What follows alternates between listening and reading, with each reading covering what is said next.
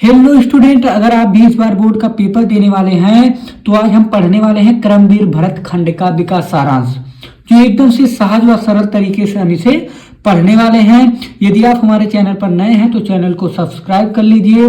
और चलिए स्टूडेंट, हम आपको बताते हैं किस प्रकार इस खंड काव्य का सारांश लिखना है। तो आपको सबसे पहले हेडिंग डालना है कर्मवीर भरत खंड काव्य, ऐसे हेडिंग डाल लेंगे।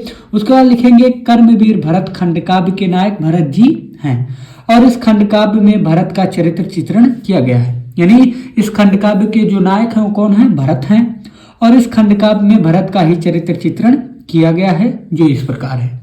ऐसे आपको इतना लिखना है। उसके बाद पहला हेडिंग डालकर इनका जो चरित्र चित्रण का जो पहला हेडिंग है वो आज्ञाकारी, क्या है?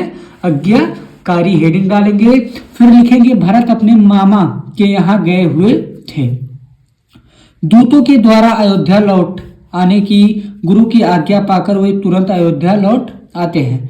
अयोध्या लौटने से पूर्व वे मामा की आज्ञा प्राप्त करना उचित समझते हैं।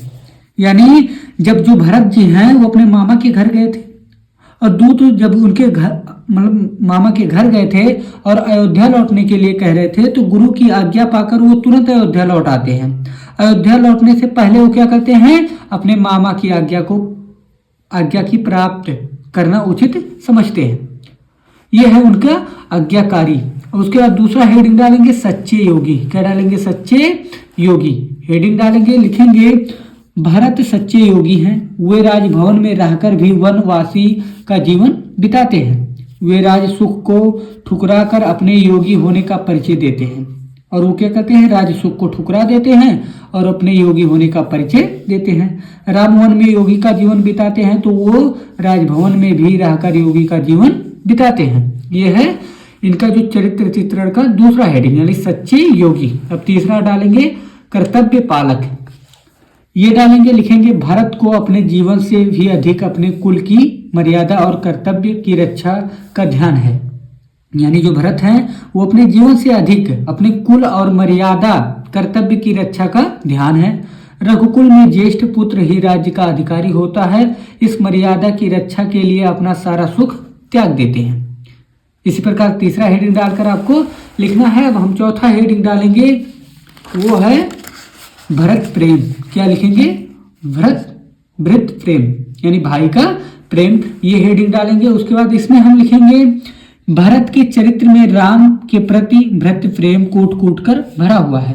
भरत अपने भाइयों में सबसे भाइयों से बहुत प्रेम करते थे। वे सिंहासन को राम को देने के लिए वन में बुलाने के लिए चले जाते हैं। वे राम को घर लाने के लिए हर तरीके से मनाते हैं और वो राम को बुलाने के लिए क्या करते हैं? वन में जाते हैं और हर तरीकों को अपनाते हैं कि यहाँ से वन से राम चल चले।